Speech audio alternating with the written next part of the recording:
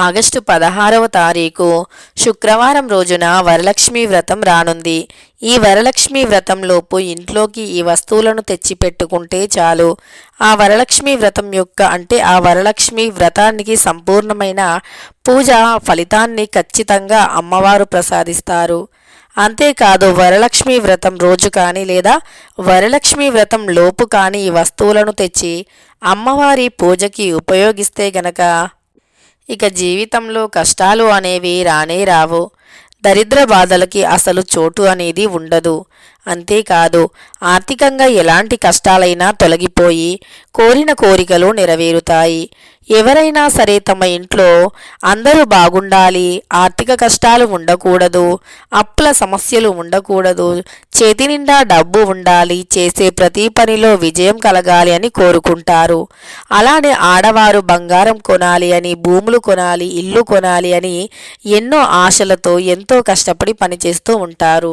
అయినా సరే వారి కష్టానికి తగిన ప్రతిఫలం రాక బాధపడుతూ ఉంటారు. అలాంటి సమస్యలు కష్టాలు తొలగిపోవాలి అని, లక్ష్మీదేవి కటాక్షం పొందాలి అని శ్రావణ మాసంలో ప్రతి శుక్రవారము లక్ష్మీదేవిని పూజిస్తూ ఉంటాము. అంతేకాదు శ్రావణ మాసంలో ప్రతి శుక్రవారము పవిత్రమైనటువంటిదే. ప్రతి శుక్రవారమే కాదు, శ్రావణ మాసం అంతా కూడా పవిత్రమైనటువంటిదే. ఈ మాసంలో ప్రతిరోజుకి ఒక ప్రత్యేకత ఉంటుంది. ఏ రోజు ఏ దైవాన్ని పూజించినా అద్భుతమైన విశేషమైనటువంటి ఫలితాలు కలుగుతాయి. అలాంటి శ్రావణ మాసంలో ఎవరైతే ఈ వరలక్ష్మి వ్రతం రోజు కానీ వరలక్ష్మి వ్రతం లోపు కానీ ఇంట్లోకి ఈ వస్తువులను తెచ్చిపెట్టుకొని అమ్మవారికి పూజలో ఉపయోగిస్తారో వారికి తప్పకుండా బంగారం కొనాలి అనే ఆశ నెరవేరుతుంది. అప్పుల సమస్యలు ఖచ్చితంగా తొలగిపోతాయి. ఏ కోరిక కోరినా తప్పకుండా అది తీరిపోతుంది. 7 జన్మల పాపాలు దరిద్రాలు తొలగిపోయి కోటి జన్మల పుణ్యంతో కోట్లు సంపాదించగలుగుతారు. ఆగస్టు 16 శుక్రవారం రోజున వరలక్ష్మి వ్రతం వస్తుంది. ఈ వరలక్ష్మి వ్రతం రోజున మరి ఇంట్లోకి ఏ వస్తువులను తెచ్చుకోవాలో ఈ వీడియోలో తెలుసుకుందాం. ముఖ్యంగా ఈ వరలక్ష్మి వ్రతం రోజున ఎలాంటి పనులు చేయాలి, ఎలాంటి పనులు చేయకూడదు, ఎలాంటి నియమాలు పాటించి అమ్మవారిని పూజించాలి, అమ్మవారి పూజలో ఎలాంటి ప్రసాదాలను పెట్టాలి, అలానే తాంబూలంలో ఏ ఏ వస్తువులను ఇవ్వాలి అని పూర్తి వివరాలను తెలుసుకుందాం.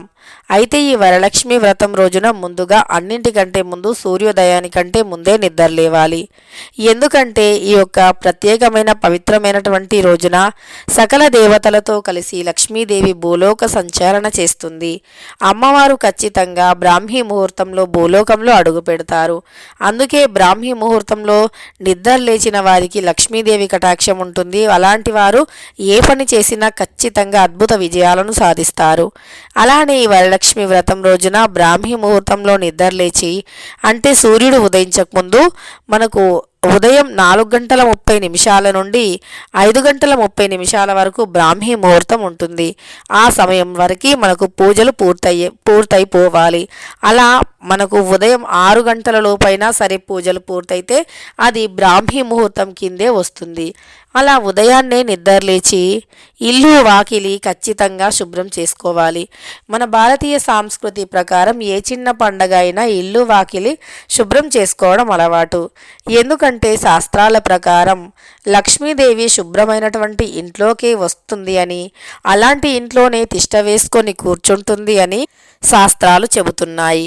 అందుకే మనం ఏ చిన్న పండగ అయినా తప్పకుండా ఇల్లుని శుభ్రం చేసుకుంటూ ఉంటాము. అలా మనం ఎప్పుడైతే శ్రావణ శుక్రవారం రోజు ఇల్లుని తుడుస్తామో అలా ఇల్లు తుడిచిన వెంటనే ఇంట్లో ధూపాన్ని వేయాలి. ధూపం అనేది ఇంట్లో ఉండే దుష్టశక్తులను, నెగటివ్ ఎనర్జీని బయటికి పంపించి ఇంట్లో ఒక పాజిటివ్ ఎనర్జీ, ప్రశాంతమైన వాతావరణాన్ని, దైవ అనుగ్రహాన్ని కలిగింపజేస్తుంది. ఇలా ఇల్లుని శుభ్రం చేసిన వెంటనే ఇంట్లో ధూపాన్ని వేయాలి. ఆ తరువాత ఇంటి బయట శుభ్రం చేసి అందమైన రంగురంగుల ముగ్గులను పెట్టాలి. ఇంటి గుమ్మానికి మామిడి తోరణాలను తప్పకుండా కట్టాలి. ఇలా మామిడి తోరణాలను కట్టడం వల్ల ఇంటికి పండగ వాతావరణం వస్తుంది, శోభామయంగా మారిపోతుంది. ఇలా గుమ్మాన్ని అలంకరించడం వల్ల లక్ష్మీదేవి ఇంట్లోకి వస్తుంది. అంతేకాదు ఈ శ్రావణ మాసంలో వచ్చిన అంటే ఆగస్టు 16వ తారీఖు శుక్రవారం, శ్రావణ శుక్రవారం రోజున వరలక్ష్మి వ్రతం రోజున గుమ్మాన్ని చాలా పవిత్రంగా ప్రత్యేకంగా శుభ్రంగా ఉంచుకోవాలి. గుమ్మం ముందు చెప్పులను విడవకూడదు.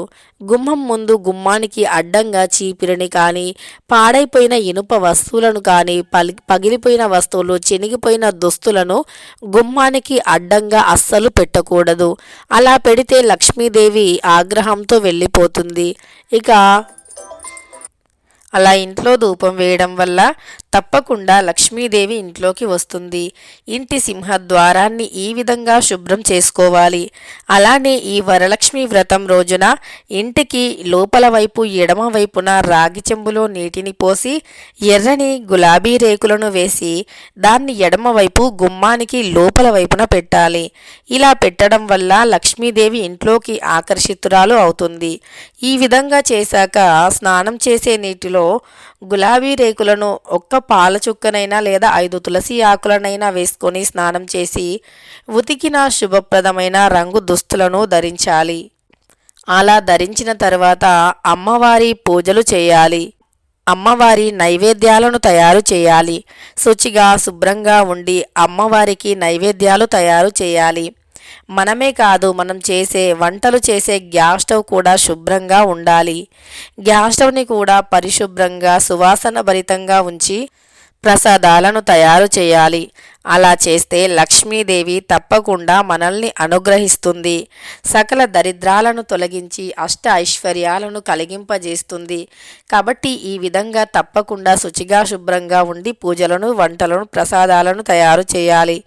అలా చేసేసి అమ్మవారి పూజను పూర్తి చేసుకొని ఇంటికి వచ్చిన ముత్తైదువలకి ఖచ్చితంగా మనం ఇవ్వవలసినవి అంటే తాంబూలంలో తప్పనిసరి ఉండాలి అనుకుంటాం కదా, అవి ఏమిటంటే 2 కనుములు, 2 వక్కలు, 2 తమలపాకులు, 2 ఉచ్చెడు పండ్లు, పసుపు, కుంకుమ, గాజులు, పూలు, ఏదైనా తీపి పదార్థం లేదా 2 అరటి పండ్లను తప్పకుండా తాంబూలంలో పెట్టాలి.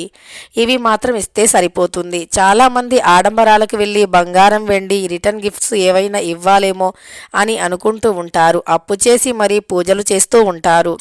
అప్పు చేసి పూజలు చెయ్యనవసరం లేదు. బంగారం, వెండి వంటివి కూడా ఇవ్వనవసరం లేదు. మనకు తోచిన దాంట్లో ఉన్న దాంట్లో లక్ష్మీదేవిని భక్తి, శ్రద్ధ, నిర్మలమైన మనస్సుతో ఏ పూజ చేసి ఎలా వేడుకున్నా అమ్మవారు తప్పకుండా కరుణిస్తారు. కలశాన్ని కూడా తప్పకుండా రాగి కలశం పెడితేనే శాస్త్రపరంగా అది మంచి ఫలితాన్ని ఇస్తుంది. లక్ష్మీదేవికి కూడా అలా రాగి కలశాన్ని పెట్టిన వారంటే చాలా ఇష్టం. ఇలా పూజలు చేసుకోవాలి. మరి వరలక్ష్మి వ్రతం రోజు కానీ, వరలక్ష్మి వ్రతం లోపు కానీ ఇంట్లోకి ఏ వస్తువులు తెచ్చుకోవాలి అంటే అమ్మవారికి అత్యంత ప్రీతికరమైనది దొడ్డుప్పు.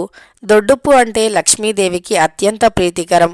అంతేకాదు దొడ్డుప్పులో లవణ స్థాయి అధికంగా ఉండటం వల్ల ఇంట్లోని నెగిటివ్ ఎనర్జీని, దరిద్రాన్ని తొలగిస్తుంది. అంతేకాదు దొడ్డుప్పు అత్యంత శక్తివంతమైనటువంటిది.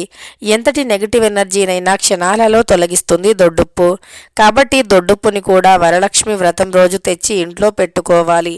అంతేకాదు ఆ దొడ్డుప్పుని ఒక మట్టి పాత్రలో కానీ, గాజు పాత్రలో కానీ పోసి మన ఇంట్లో ఏదైనా ఒక మూలన పెడితే లక్ష్మీదేవి కటాక్షం కలిగి ధనం ఆకర్షింపబడుతుంది.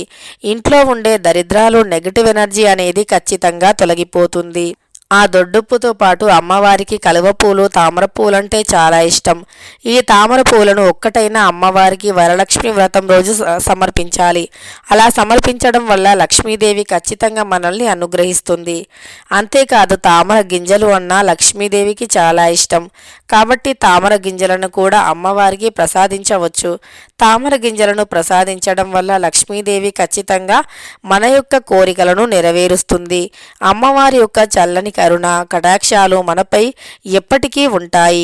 ఈ విధంగా మర్చిపోకుండా ఒక్క జత ఎర్రటి గాజులను కానీ, ఆకుపచ్చ రంగు గాజులను కానీ తెచ్చి అమ్మవారి పటం ముందు పెట్టి పూజించి ఆ గాజులను వేసుకుంటే మీకు కలకాలం నిండు నూరేళ్లు మీ భర్త ఆరోగ్యంతో పాటు బాగా సంపాదిస్తారు. అంతేకాదు మీ దాంపత్య జీవితం బలపడుతుంది. మీ దాంపత్య జీవితంలో గొడవలు అనేవి అసలు రానే రావు. ముఖ్యంగా ఆర్థిక కష్టాలు ఉండవు. మీ సౌభాగ్యం చల్లగా కలకాలం ఆనందంగా ఆయురారోగ్యాలతో అష్టైశ్వర్యాలతో ఉంటుంది. కాబట్టి వరలక్ష్మి వ్రతం రోజు ఈ విధంగా ఇంట్లోకి గాజులను అలానే చిటికెడు పసుపు కుంకుమను కూడా తెచ్చుకుంటే సాక్షాత్తు శ్రీ మహాలక్ష్మీదేవిని ఇంట్లోకి ఆహ్వానించినంత పుణ్య ఫలితం లభిస్తుంది.